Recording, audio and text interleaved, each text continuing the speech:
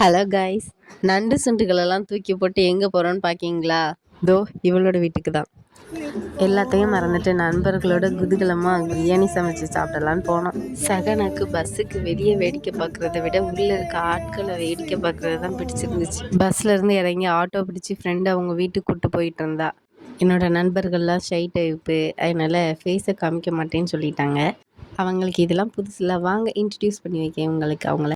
இது ஷர்மி, இது ஜோஸ், இது அபி. என்னோட வீட்டுக்கு போனதும் தேவையான பொருள் வாங்கிறதுக்காக படையெடுத்து பெட்டி கடையை நோக்கி போயிட்டோம்.